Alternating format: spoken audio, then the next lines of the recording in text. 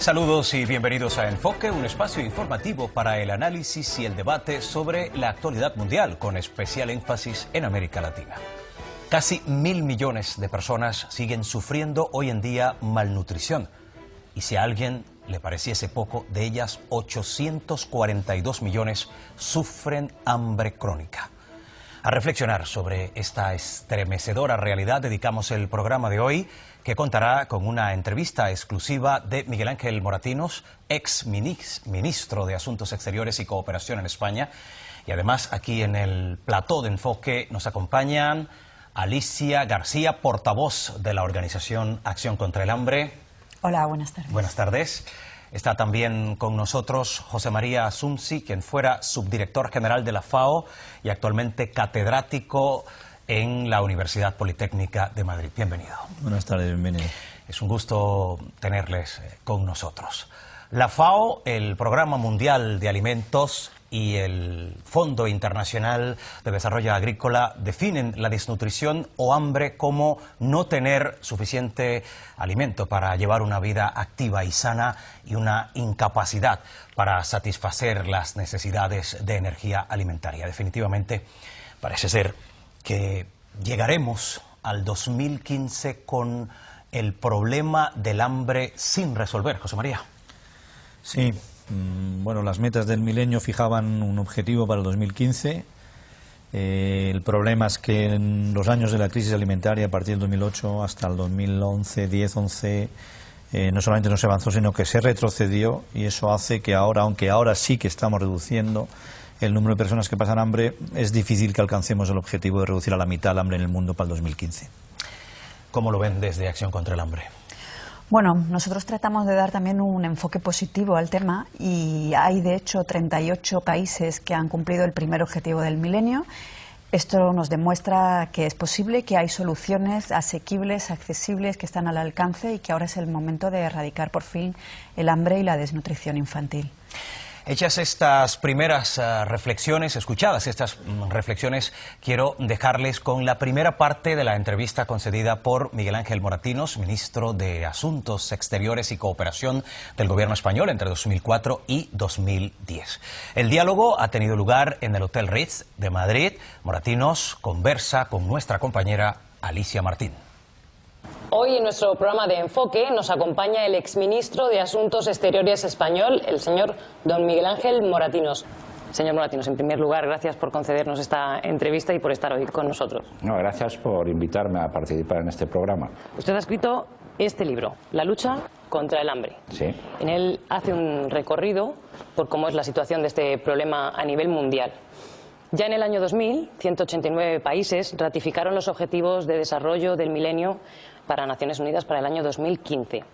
Aún estamos en cifras alarmantes, no hemos conseguido esos objetivos y probablemente no se consigan, pero sobre todo el primer propósito era reducir o eliminar la pobreza y el hambre en el mundo. Hoy en día la realidad está lejos de conseguir esos objetivos, e incluso, por dar solamente dos ejemplos de una interminable lista, podríamos decir que casi 1.000 millones de personas siguen sufriendo la malnutrición, y cada 5 segundos muere de hambre un niño menor de 10 años. ¿Por qué, si la comunidad internacional ha hecho frente y se ha organizado ante problemas como por ejemplo el de la seguridad o por ejemplo también contra el cambio climático, por qué se sigue sin actuar en este ámbito? Bueno, ese es precisamente mi objetivo, el hacer un llamamiento a la comunidad internacional, a la opinión pública internacional, a los dirigentes, a la sociedad civil, a los actores, a todos aquellos que pueden cambiar esa tendencia negativa que nos ha acompañado desde el inicio de la humanidad. Las hambrunas históricas, nos han recorrido siglo tras siglo, hemos constatado que la gente se sigue muriendo de hambre, y lo que es más inaceptable es que en este siglo XXI, cuando tenemos todas las condiciones, tenemos todas las capacidades, tenemos todas las innovaciones, tenemos, yo creo, toda la voluntad política en principio, donde todos coincidimos de que tenemos que erradicar el hambre, al final no se hace. No se hace porque no hay una verdadera y comprometida voluntad política para alcanzar ese objetivo. Es verdad que a lo largo de las últimas décadas se han creado numerosas instituciones, es interminable la lista de siglas que existen, pero hoy por hoy todavía no podemos, por desgracia, decir o tenemos que decir que la seguridad alimentaria es un derecho universal no garantizado. ¿No es hora de quizá crear una organización común, global, que luche contra el hambre? Yo creo que sí. Bueno, la organización existe y se creó en el año 45. Precisamente los padres fundadores del orden internacional del siglo XX, cuando redactaron esa Carta de San Francisco de Naciones Unidas, nosotros las naciones pues también pensaron en la lucha contra el hambre y en el derecho a la alimentación y crearon la FAO. La FAO tuvo un periodo, pues yo creo, de enormes expectativas y buenos resultados, pero se ha ido degradando, ha perdido capacidad de influencia, ha quedado arrinconada, y lo que hace falta es, en lugar de entrar en ese bosque de acrónimos que ningún ciudadano del mundo puede entender, en el que todos nos perdemos, incluso los expertos, los que los hemos creado, pues lo que tendríamos es que reforzar aquellas instituciones que deben tener la responsabilidad de impulsar el desarrollo agrícola y garantizar ese derecho a la alimentación. Quizás habría que reforzar y modernizar y reformar la FAO y junto a ello, como propongo en el libro, firmar un tratado internacional de lucha contra el hambre, de derecho a la alimentación, donde hubiese compromisos coercitivos y de los Estados miembros para cumplir con sus objetivos y que se pudiesen exigir. Porque lo que ocurre en Naciones Unidas y en toda la comunidad internacional es que, bueno, hay buenas palabras, pero luego esas palabras se las lleva el viento.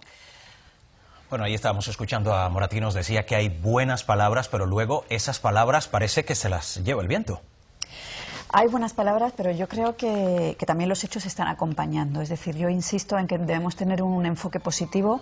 El tema de la seguridad alimentaria entró desde el 2009 en la agenda del G8. El hecho de que se haya computado en un 3% del PIB mundial el coste económico de la desnutrición está poniendo este tema en la agenda política. Y de lo que se trata, los factores están, hay que dar la combinación perfecta para unir soluciones, actores políticos relevantes, sociedad civil y ponerse en manos a la obra. Pero yo creo que de verdad es este el momento en el que podemos erradicar la desnutrición. Somos la primera generación que puede acabar con este problema, que puede vencer el hambre. Un tema, Assumpsi, que a usted le toca muy de cerca. ¿Habría que hacer algún arreglo, alguna reforma? ¿Hasta dónde está siendo efectivo realmente el papel de la FAO en la actualidad? Bueno, yo creo que FAO ha realizado aportes muy importantes en el tema de la alimentación en el mundo, tanto a nivel de derecho como el promover el derecho a la alimentación, que es verdad que no es una obligación, es algo voluntario, pero yo creo que ha hecho importantes avances, tanto a nivel tecnológico, por ejemplo, el Acuerdo Internacional de Recursos Fitogenéticos para la conservación de todo lo que es el del patrimonio genético de la humanidad. Yo creo que ha hecho contribuciones importantes.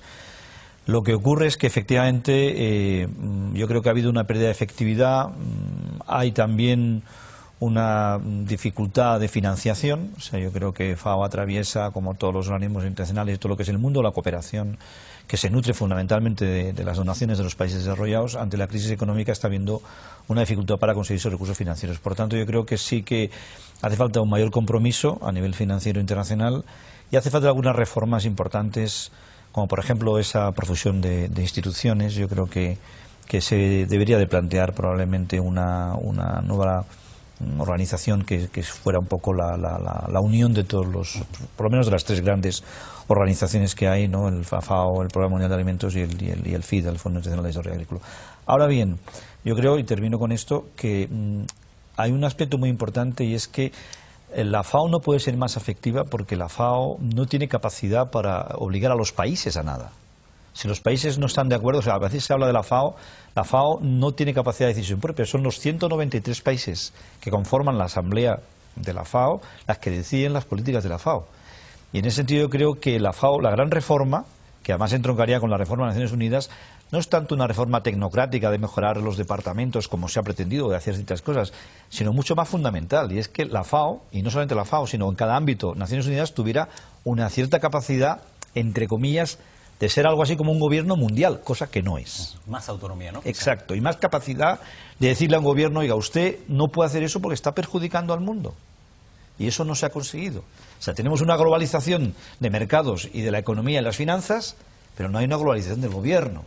Y entonces FAO no puede imponer a un gobierno nada. Lo que tiene que hacer. Exacto. Bueno, se refería usted al tema económico. La gran reforma de FAO, pero por ahí, ¿no? Que no es de FAO, es más del sistema de Naciones Unidas, como gobierno mundial.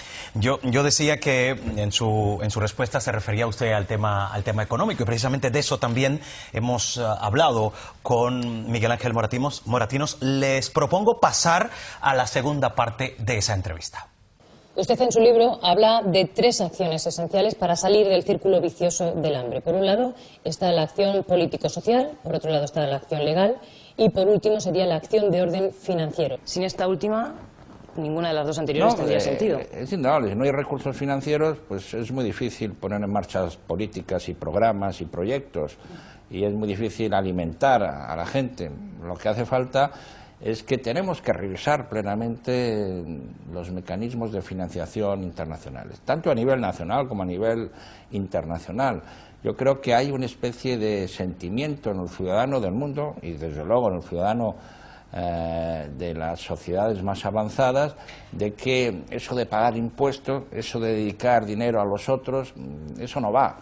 Y hasta que no se cree un nuevo pacto fiscal internacional, en donde los ciudadanos digan, sí, yo quiero poner dinero para erradicar el hambre, sí, quiero que algunas multinacionales de todos los beneficios que obtengan paguen una tasa para contribuir al estado de bienestar internacional, pues entonces se romperá ese círculo vicioso. Toda esta movilización social es la que tendremos que revisar en el futuro para alcanzar este objetivo noble y necesario, inevitable, como es erradicar el hambre del mundo.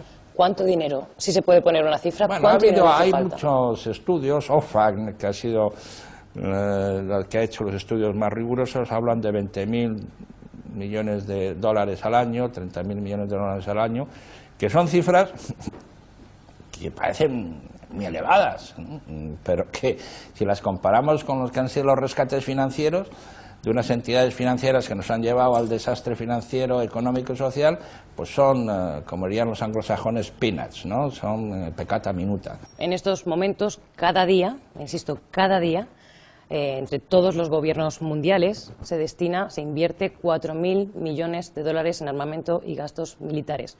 No es demagogia, sino que es una realidad. ¿No se podría reducir el gasto en esta partida? Y digo reducir, no eliminarlo, sino reducirlo y destinar algo a la lucha contra el hambre. Los gobiernos tenían que reducir los presupuestos militares y de defensa.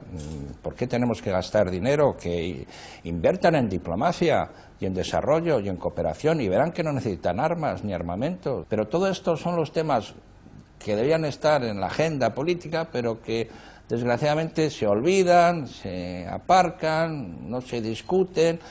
¿Usted ha visto en algún debate electoral de los últimos años, ya sea a nivel europeo, a nivel internacional o a nivel nacional, que se hable de estos temas? No se hablan. Señor Moratinos, sin perder todavía el punto de vista económico, tras el desplome del sistema financiero, la especulación se introdujo en el mercado agrícola. ¿Cómo pudo la comunidad internacional permitir esto? Bueno, pues que era muy sencillo. Cuando el papel dejó ya de ser un valor especulativo, pues se fue a lo que era seguro. ¿Y qué es lo que hay seguro en la vida? Pues comer. El arroz, el azúcar, las patatas, las cebollas. Es decir, eso la gente va a seguir comiendo. Y por lo tanto es un mercado de futuro que garantiza beneficios. Y por eso, entre la especulación y la seguridad que puede dar estos productos agroalimentarios, se produjo una escalada de precios con una volatilidad enorme y que desarregló lógicamente y que creó una situación de pánico y de inseguridad en todos los mercados financieros. Bueno, precisamente escuchando esas reflexiones de Moratinos, volvemos a lo de siempre. De hecho, usted lo mencionaba antes de irnos a ese momento, la economía. ¿Se trata solo de necesidades financieras o también habría que pensar en ausencia de voluntades políticas? El problema no es solo económico, el problema es mucho más complejo y mucho más amplio. Yo creo que se necesita, por supuesto, voluntad política, se necesitan recursos económicos por parte de los países donantes de la comunidad internacional. La ayuda directa a la nutrición equivale solo a un 10% de la ayuda oficial de toda la OCDE. Y es algo muy reducido porque la nutrición es el derecho por el que empiezan todos los demás derechos, sobre el que se construyen todos los demás derechos. Pero no nos olvidemos, también hace falta una gran voluntad política en los países en desarrollo.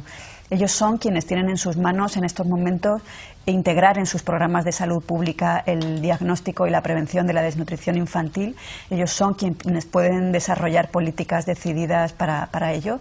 Y los países que han construido, que han logrado alcanzar el primer objetivo del milenio, como Brasil, como Armenia, como Nicaragua, como Perú, es porque lo han hecho ellos mismos. La solución también está allí. Y, por supuesto, la comunidad internacional tiene que acompañar todo este camino financieramente, pero es un esfuerzo que tiene que ser consensuado y global. ¿En su opinión? Yo coincido totalmente, ¿no? Muchas veces se quiere hacer recaer la responsabilidad del hambre en el mundo a los países ricos. Por supuesto, tienen su cuota de responsabilidad, a veces con sus políticas agrarias muy proteccionistas, o a veces porque no dan suficientes fondos, sobre todo en un momento de crisis económica. Y claro que tienen alguna responsabilidad, pero en absoluto se puede considerar que la responsabilidad primaria de que los ciudadanos de un país pasan hambre es de los países desarrollados. La primera y más urgente tarea de un gobierno es garantizar la alimentación de sus ciudadanos.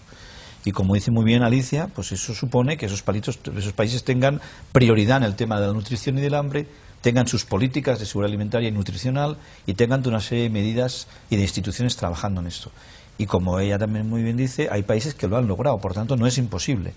Y ahí está lo que decía Moratinos muy, yo creo acertadamente, que es un poco uno de los puntos que se planteaba en una nueva era de la FAO, es algún tipo de mecanismo coercitivo. Es decir, igual que un país tiene obligaciones internacionales de ciertos tratados de seguridad o de antinuclear o tal, o de antiminas o cosas así, también habría que hacer un tratado internacional de que un país tuviera la obligación de poner en práctica políticas y instituciones y sistemas que garanticen el derecho a la alimentación de sus ciudadanos. Pero ahora, repito, no existe. Si en un país pasan hambre sus ciudadanos, la comunidad internacional no tiene medio para decirle usted está obligado, como gobierno, a garantizar la alimentación de sus ciudadanos. Nadie da un puñetazo fuerte en la mesa y dice basta. No hay ese mecanismo. Ajá. Lo hay para ciertos tratados internacionales, repito, pues de seguridad, el tema de ciertos convenios antiminas, anti-armas químicas, ahora que estamos con lo de Siria, tema nuclear, pero habría que hacer lo mismo con la alimentación.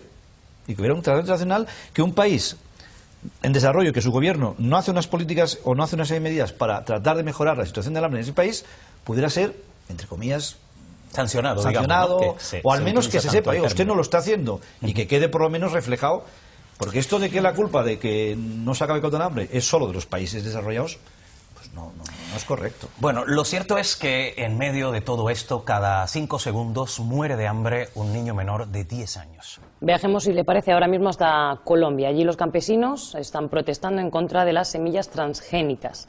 ¿No entramos en peligro, señor Moratinos, de que hagamos de la alimentación un negocio para las transnacionales? Es indudable, pero a las transnacionales hay que asociarlas, hay que exigirlas. Las transnacionales tienen, lógicamente, pues mayor capacidad de investigación, son las que logran en muchas ocasiones avances que parecían imposibles, pero luego tienen que tener su responsabilidad. Como decía yo, bien pagando una tasa y por lo tanto contribuyendo a todo el desarrollo económico, bien ayudando a esa masa campesina rural en que no haya una dependencia y por lo tanto una eliminación de la autonomía rural de los propios propietarios agrícolas, y que las transnacionales, bueno, comprendan que no pueden seguir actuando libremente y caprichosamente sin ningún tipo de responsabilidad. Es una responsabilidad real de estas multinacionales que tienen que sentarse en la mesa con los organismos internacionales, establecer un pacto de colaboración y cooperación con todos ellos y romper ese monopolio que desgraciadamente lo tienen con el famoso kit, ¿no?, donde se le vende pues todo, ¿no? Entonces el campesino queda en manos y al albur de las decisiones que se pueden tomar en las centrales y en los cuarteles generales de estas multinacionales. Que erradicar el hambre en el mundo sea una necesidad e incluso una exigencia para la clase internacional es algo ineludible, eso no se puede tocar. Pero, señor Moratinos, ¿se trata de una utopía? En absoluto. Las utopías, primero las utopías son buenas en política. Cuando siempre se ha avanzado en el mundo es porque alguien tenía una ilusión y un proyecto de futuro mejor. Esa es la utopía, ¿no? Es lo que todos hemos soñado de hacer realidad. Por tanto, cuando hay una utopía lo que hace es un objetivo que hay que alcanzar. En el caso del hambre no es que sea una utopía, es que es una necesidad y es que se puede realizar. Por lo tanto, lo que hace falta es ponerse cada país y cada comunidad como objetivo serio en poner en marcha programas que den respuesta a las necesidades básicas y de las necesidades básicas la alimentación es una de ellas. Señor Moratinos, se nos va el tiempo, pero le agradezco mucho que haya estado con nosotros y nos quedamos con esa esperanza de que algún día la utopía se convierta en una realidad y que sea lo antes posible. No se preocupe, va a ser una realidad, lo queramos o no, incluso con todos los obstáculos los ciudadanos lo van a luchar porque cuando hay hambre es lo que el hombre se defiende. Por lo tanto, a pesar de las dificultades, se conseguirá. Muchísimas gracias. Gracias a usted. Organismos modificados genéticamente, es un nombre un poco largo, un poco raro, pero comúnmente se habla de transgénicos. ¿A dónde nos lleva la globalización transgénica? Bueno, Acción contra el Hambre tiene una postura muy cautelosa en torno a este tema. Lo que estamos pidiendo es una moratoria en el desarrollo de transgénicos hasta que se demuestre su impacto sobre la salud de las personas, su inocuidad, digamos, y también hasta que se demuestre que no constituyen una nueva amenaza a la seguridad alimentaria. Creo que también desde la FAO hay un posicionamiento muy claro en torno a este tema, que igual José María puede comentar un poco. Sí, bueno, la FAO evidentemente en sus posiciones en ciertos temas controvertidos, como ya he dicho antes, no tiene una opinión propia, sino que está a lo que los países miembros de FAO decidan. Y es verdad que hay países miembros de FAO que son muy a favor y otros que no. Por tanto, no puede de otra manera ser. La FAO tiene una posición también prudente respecto al tema de los transgénicos. No obstante, yo aprecio una tendencia a pasar de casi un no a un sí pero, es decir, con condiciones. Por ejemplo, el FAO está teniendo una posición muy activa en asesorar a muchos países en desarrollar lo que se llaman las legislaciones de bioseguridad, porque como todas las cosas, todo tiene riesgo en la vida, y esto tiene riesgos, pero el riesgo cero no existe. Entonces el planteamiento de FAO es: hay que avanzar por la vía de la ingeniería genética, pero con cautelas, es decir, con una regulación legal, que es lo que se llaman las reglas o las normas legales de bioseguridad, que establece una serie de mecanismos y una serie de reglas para tratar de minimizar ese riesgo. A lo mejor no se puede convertir, como digo, en riesgo cero, porque el riesgo cero, uno sale a la calle y le puede caer una teja o pillarle un coche. Pero se trata de gestionar ese riesgo y sobre todo minimizarlo, mitigarlo. Y en ese sentido FAO plantea que hay que seguir avanzando, pero con condiciones para que no haya un riesgo importante. Bueno, pues dichas las cosas por su nombre, intentando ser pragmáticos, ¿es una utopía pensar que podemos acabar con el hambre en el mundo? Pues yo creo que no es una utopía. Yo creo que no es una utopía. Lo que pasa es que necesitamos no solamente financiación, sino mecanismos internacionales más coercitivos. Necesitamos que las tecnologías, que ya algunas existen de producción de alimentos, se extiendan por los países en desarrollo, lo cual requiere una serie de condiciones.